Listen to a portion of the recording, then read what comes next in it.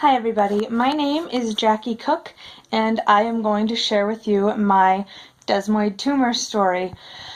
My story goes back about 2 years. I have not had my desmoid for very long. I was diagnosed in 2014 and it was actually kind of a miracle even that my tumor was found. I had a baby in February of 2014. He was my second child, and as I was laboring with him, he for some reason could not drop into the birth canal. We honestly just thought it was because he was a big baby. He was 10 pounds 4 ounces, so it was very possible, and made sense that maybe he was just too big, and so I had a C-section.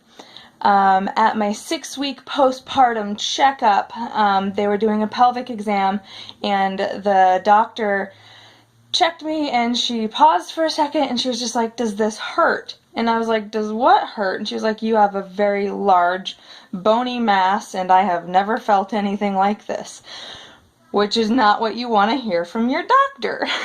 So at that point, they do all the tests that they do. They did an x-ray and it came back as not anything that would show up on an x-ray, and then we went ahead and did an MRI, and the MRI came back showing that I had a soft tissue tumor, which then went in, we did a biopsy, and after forever of waiting for that biopsy to come back, it came back as a desmoid tumor.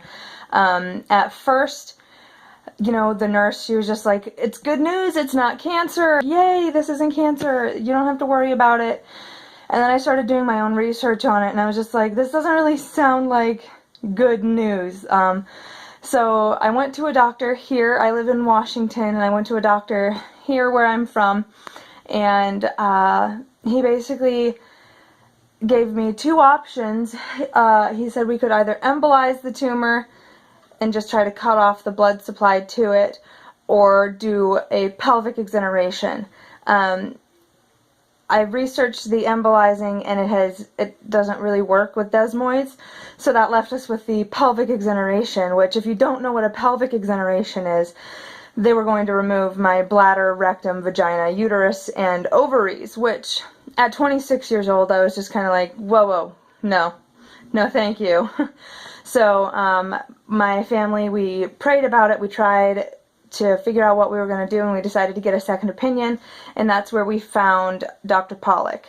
So in July of 2014, I went out to OSU in Columbus, Ohio, and I had my tumor removed. And it was a fairly easy surgery. He said he was able to basically go in and just peel it out of there. It wasn't really attached to anything, and they just removed it. And so I was like, great, this is so wonderful, and now it's gone and I can go on with my life. 6 months later, I had my first post-operative MRI, and unfortunately it had already come back. My original tumor was about the size of a baseball.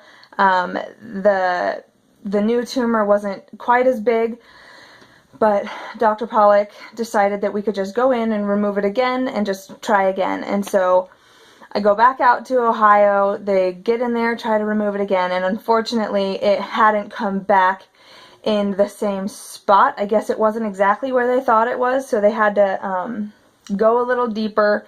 The surgery hurt a lot more for me, and unfortunately they weren't able to remove it all. The tumor had gotten really close to the levators that control my bowel movements, and it would have been too risky to remove and at that point. So he said that the hope was that I could go home, I could heal, and then I'd come back and they would try to go in at a different angle to remove the tumor. My first two surgeries, they just went from like 2 inches above my belly button down to my pubic bone basically to remove it. So I go home and I get another MRI after surgery, and they call back and just say it's inoperable. We can't do anything else surgically for this, and we know you're wanting to have more kids, so go ahead, have more kids, and we'll meet it again.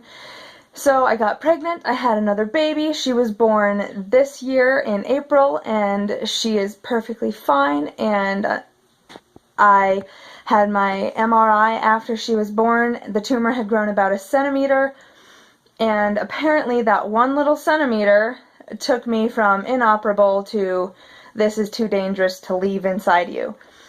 So they got a team of surgeons together and prepped me for surgery again.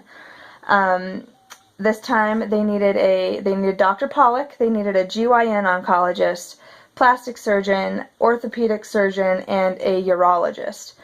And they had all those doctors there kind of as a just in case they needed them. And when they got in there, Dr. Pollock actually, in the middle of my surgery, came out to my husband and said, "We can't remove this tumor without removing her bladder as well," which my husband and I had already talked about and had decided that if it was going to come down to something like that, we were just going to have them close me up and I would try radiation instead. So they told him to, my husband told him to go ahead and close me up, and then I guess it's just a miracle, honestly. That's all I can call it, because when Dr. Pollock went back to the room, back to the OR, I guess all the other doctors that were there together had kind of figured out a way to get in there and remove the tumor and still leave my bladder intact. So my 4-hour surgery then turned into a 10-hour surgery, and basically entailed they cut through my abdomen through my C-section scar. They cut through my rectus muscles. They removed a huge portion of my pelvic bone. They removed some of my bladder. They removed a portion of my vaginal wall. Just a lot. Just a lot. And so they had to completely reconstruct my lower abdomen, and, you know, I'm missing a portion of my bladder now, so, and I actually had a catheter for 3 weeks, and so oh, by the way, this surgery was on the 1st of September, so I am recovering right now. I just got home about a week and a half, 2 weeks ago, and I am in recovery. I am going to be in a recliner in a beach chair position for the next 2.5 months. It's a 3-month recovery total.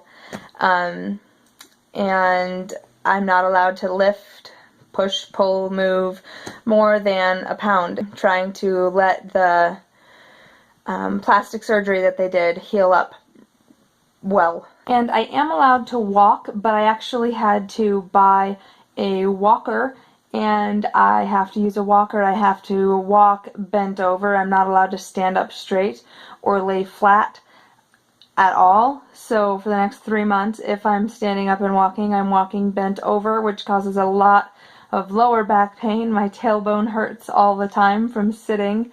I can't lift my kids. I can't play with my kids, which is just, it's kind of devastating, you know. My oldest is 4, my youngest is 5 months. They all want mommy, and I can't do anything about it. So it's really hard, and I'm in a lot of pain. I mean, they did a lot with this surgery, and I'm in a lot of pain. I don't really have bladder control right now because of the catheter being in there for so long, so I'm working on trying to get bladder control back, and it's a long road.